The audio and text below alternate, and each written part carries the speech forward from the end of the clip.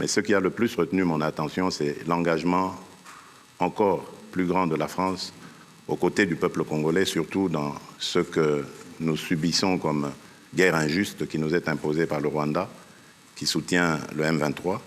Et je pense qu'avec les discussions qu'on a eues aujourd'hui, une lueur d'espoir pointe à l'horizon. On peut compter, je peux le dire, c'est un risque que je prends, mais je l'assume.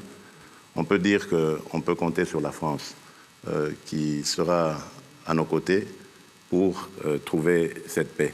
Monsieur Tshisekedi reconnaît lui-même que c'est un risque que de vouloir compter sur la France et je me demande ce qui lui pousse à prendre un tel risque. Il ferait vraiment mieux d'écouter le conseil suivant du président Ibrahim Traoré.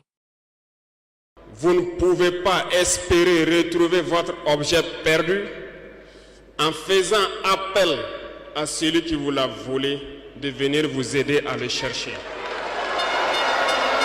C'est très clair, ou bien?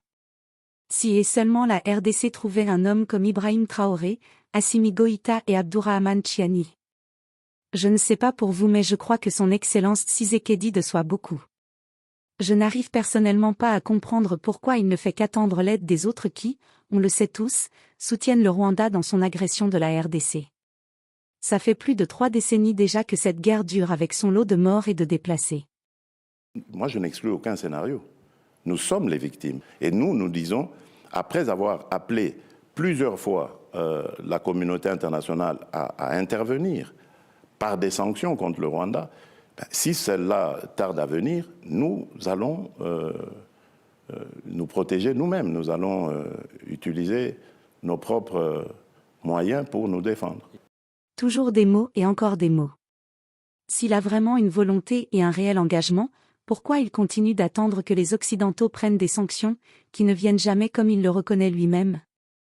Nous n'encourageons pas une réponse militaire mais nous estimons que c'est de la lâcheté que de confier sa sécurité à d'autres personnes. Les Occidentaux n'ont aucun intérêt à ce qu'il y ait la paix à l'est du Congo. Ce ne sont pas leurs enfants qui meurent et qui souffrent de cette guerre. Les Congolais devraient prendre leur destin en main. Dites-nous, en commentaire, ce que vous en pensez. Puisse la paix revenir en RDC et partout ailleurs.